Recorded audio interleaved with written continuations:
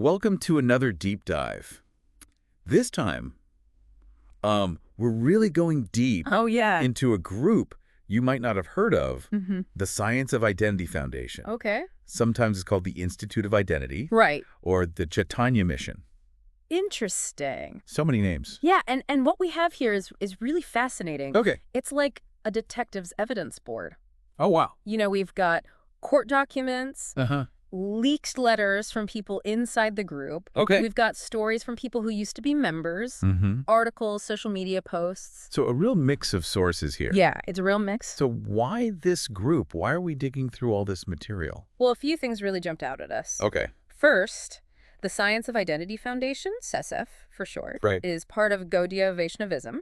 It's a specific branch of Hinduism. Right. But they have some really unusual rules about how their members can interact with other Hindu groups. Yeah, it's almost like they want to keep everyone in their own little bubble. That's interesting because Gaudiya Vaishnavism really emphasizes going on pilgrimages. Exactly. Visiting those holy sites in India. Yeah, they call them dam. Right, dam. And it's not just like a casual visit. It's like a really powerful way to connect with the divine, you know, to walk in the footsteps of saints and experience a deeper level of devotion. So these pilgrimages are really important. Oh, absolutely essential. But what I'm seeing in these sources, SIF seems to discourage these pilgrimages. They do, yeah. And that's one of the things that makes SIF so interesting. It's one of the big questions we have. Yeah, so to get a better picture, we need to start with the founder.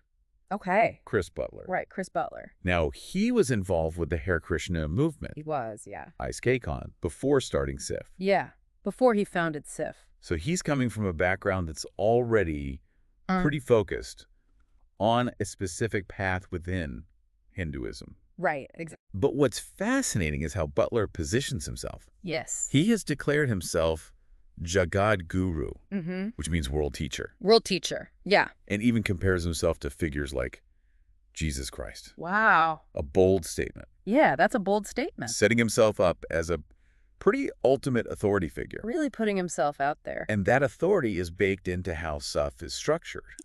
It is. You have this inner circle at the top. Right. Butler. Yeah. His wife, Wailana.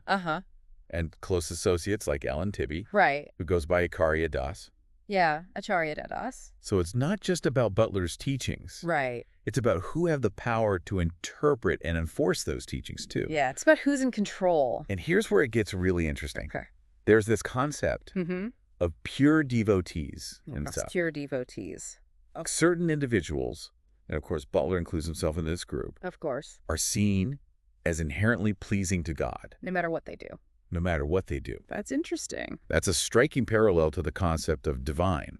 Right, yeah, I see that. That we've seen in historical monarchies. Yeah. Where the ruler is believed to be above the law. Above the law. A great observation. Thank you. And that makes you wonder if the rules don't apply to these pure devotees. Right. Do their followers get held to a different standard? That's the question, isn't it? Let's dig into that. Okay. We have accounts from former SIF members, people like David Koviak and Rama Ranson, talking about strict rules against associating with other Hindu groups. Interesting. And it wasn't just ISKCon, right, which Butler had a history with. Yeah.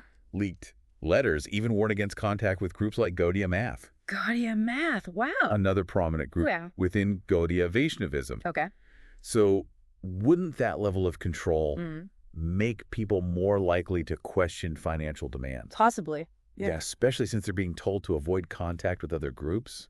That might offer a different perspective. That's a good question. And it leads us right into another layer of this deep dive. SIF's finances. Okay, finances. Several former members have described working for free in SIF-related businesses for long periods, really? All framed as devotional service. Interesting. Meanwhile, Butler and his inner circle are reportedly living quite comfortably. Oh, okay.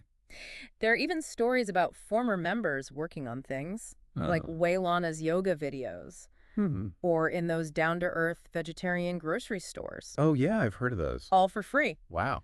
We also need to talk about Patrick Bowler.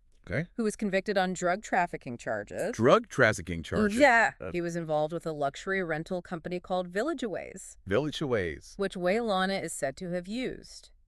Okay. So Wait a minute. Yeah. A convicted drug trafficker connected to the leadership of this spiritual group. That raises some eyebrows. It does, doesn't it? And then there's Alan Tibby. Okay, Alan Tibby. Wanted in India. Oh, wow. On money laundering charges. Money laundering. Related to what's been called a pyramid scheme. So we're seeing potential financial exploitation within the group itself. Yeah. Plus these connections to potentially shady dealings outside of it. It paints a rather complicated picture. It does. And this is where the Gabbard family enters the scene. Okay, the Gabbards. This control over information and access seems to start young. Several of the sources are discussing SIF-run schools. Those schools. Mike Gabbard, Carol Gabbard, and Tulsi Gabbard. Right. All deeply involved with SIF. Yeah. And all successful politicians in Hawaii. Interesting. And their involvement with SIF goes way back. Okay. We have accounts from former members who went to a school run by Mike Gabbard. The Ponomoloa School in Wahiawa, Oahu. Okay. And they describe being taught to practically worship Butler and Wailana as messengers of God. Wow. And were even exposed to Butler's more controversial lectures. Controversial lectures. From a young age. At a young age. Hold on, controversial lectures. What do we know about those? Well, they're described as secret. Secret? Yeah. And only available on recordings. Oh, wow. And former members say they contain extreme homophobia and harsh criticism of anyone outside of SIF. You'd think a world teacher would have bigger things to worry about. Right. This is starting to sound less like spiritual guidance and more like control. Control, yeah. It does make you wonder. It does. Is this a genuine spiritual path? Or is something else going on here? I think we need to keep going to find out. I think so, too. Yeah. We need to unpack these financial ties and the Gabbard family's political influence. Definitely. To get a clearer picture. We'll dig deeper. We'll be back. So before the break, we were talking about some pretty deep stuff. Potential financial issues. Right. Controversial teachings. Yeah. And the Gabbard family connection to all of this. It's a lot to unpack. And the political angle adds a whole other layer of complexity. It does. We've already talked about Mike Gabbard and the financial support he got with SIF members during his political career. But let's talk about Tulsi Gabbard. Okay, Tulsi. She's been a congresswoman. Right. Even ran for president. Yeah. She's been much more open about her Hindu faith. Yeah, definitely more so than her father. She has, and she's even spoken out about facing anti-Hindu bias during her 2012 congressional race. Wow. Her opponent made comments suggesting that her beliefs were incompatible with American democracy. That's interesting. Yeah, it sparked a lot of debate. I bet. About religious freedom and how faith plays into public life. But here's the thing I find interesting. Okay. Tulsi Gabbard has been very hesitant to talk about her specific connection to SIF. Right. And Chris Butler. Despite all the evidence linking her upbringing to the organization and her family's deep involvement, she's avoided giving specifics about SIF's teachings or her own personal beliefs. And this lack of transparency, especially with her political ambitions, has fueled a lot of speculation and criticism. Definitely. Especially when you think about some of the more controversial aspects of SIF. Like what? That we've already discussed. Oh, you mean like Butler's alleged homophobia. Yeah. And the tight control he seems to exert over his followers. It makes you wonder. It does. If those beliefs might influence her political decisions. Or if her association with SIF, regardless of her own views, could be used to advance the organization's agenda. It's possible. These are tough questions. They are. But they're important ones to consider. Absolutely. And it makes me think about the SIF schools. Oh, right. School. We were just discussing the Ponomoloa School, run by Mike Gabbard, and a SIF boarding school. A boarding school. In Baguio City, Philippines. Wow. The stories from former students who attended these schools are pretty eye-opening. What do they say? They talk about being sent away from their families. Oh. At a young age. Really? And completely immersed in SIF teachings. So they're like totally cut off. They describe learning to worship Butler and Wailana. Wow. Having very limited contact with the outside world. Really? And being exposed to those controversial lectures. So those secret lectures were part of the curriculum? Some even describe experiencing physical and emotional abuse at the school. Oh, that's terrible. It raises questions about religious freedom, whether it's being used as a shield. Okay, to justify harmful practices. That's a tough one. Where does that line get crossed? That's the crucial question, isn't it? Yeah. Where does religious freedom end and exploitation begin? It's a good question. And this leads to another twist in our deep dive. What's that? Connections between SIF and a multi-level marketing company. Really? Called QNet. Okay, this is where I need you to connect the dots for me. Okay. How does a spiritual group like SIF get mixed up with a multi-level marketing company? Well, remember Alan Tibby? Yes. Butler's close associate, who's wanted in India for money laundering. Yeah, the one connected to that alleged pyramid scheme. Exactly. So what about him? He's been accused of working with Wiedzy Eswaran. Okay. The chairman of QNet. The chairman of QNet. In a case involving millions of dollars. So we have a direct link. We do. Between a high-ranking SIF figure and a company accused of financial fraud. On a massive scale. On a massive scale. And there's more. There's more. Okay. Joseph Bismarck. Who's that? Another individual. Okay. With strong ties to Butler and SIF. Has also been linked to QNet. So who is Joseph Bismarck exactly? He's a prominent figure within SIF. Okay. And has held leadership positions in several SIF-related businesses. Okay. He also happens to be quite close to the Gabbard family. Okay, so how does he fit in with QNet? Multiple sources. Yeah. Name him as a key player in QNet's operations. Interesting. Particularly in India and Malaysia. Okay. Where the company has faced a lot of legal trouble. So those stories of SIF members working for free, while Butler's inner circle seems to be doing quite well financially. Right. Maybe there's a connection to this larger... Possibly. Potentially problematic network. Yeah, it's a possibility worth considering. The evidence suggests that some individuals within SIF might have used their positions to profit from QNet's activities, which have been widely criticized as exploitative and deceptive. This deep dive is starting to feel like a thriller. I know, right? We started by looking at unusual restrictions on how members could interact with other Hindu groups. And this unusual stance on pilgrimages. Yeah. And now we're uncovering... It's like a web. ...of finances, legal issues, and possible exploitation. It's a lot. It is. It's a reminder that organizations, even spiritual ones, can be susceptible to corruption and abuse of power. So how do we even begin to make sense of all this? By staying curious and questioning what we see and hear. That's good advice. Don't just take information at face value, especially from organizations that operate in secrecy. Do your own research. Exactly. Consider different viewpoints. Yeah. And most importantly, question the motives of those in power. Now, remember those leaked letters from the 1980s? They give us some insight into Chris Butler's personality and leadership style. What do they say about him? They paint a picture of someone who's controlling, demanding, and quick to anger. Really? Especially when it comes to money.